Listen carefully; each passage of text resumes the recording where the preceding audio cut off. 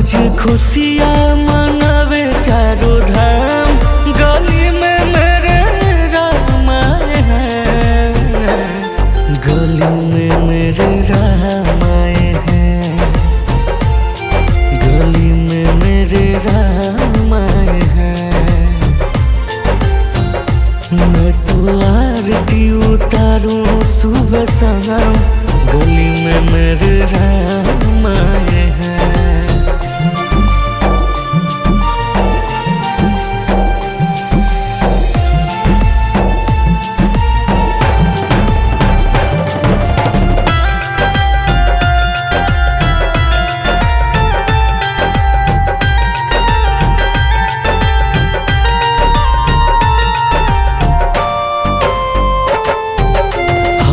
घर में आज दीप जलाओ, राहों में सब फूल बिछाओ।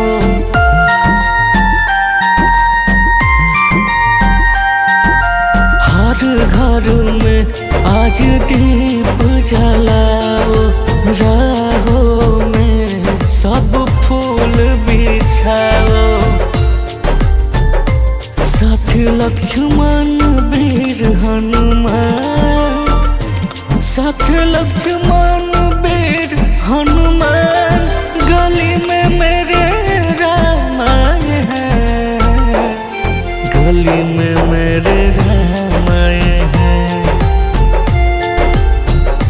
मैं तो आरती उतारूं सुबह शाम, गली में मेरे राम आए हैं।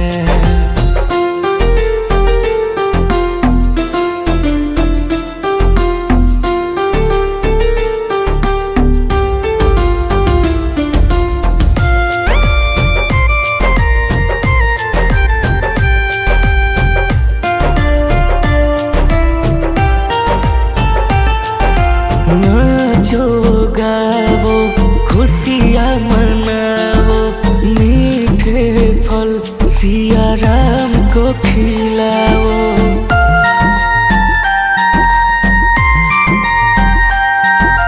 नाचो गाओ खुशियाँ मनाओ, मीठे फल सिया राम को खिलाओ।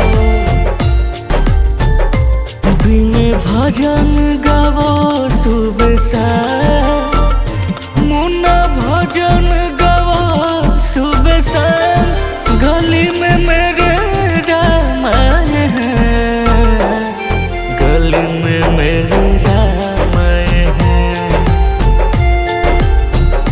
मैं तो आरती उतारूं सुबह शाम, गली में मेरे राम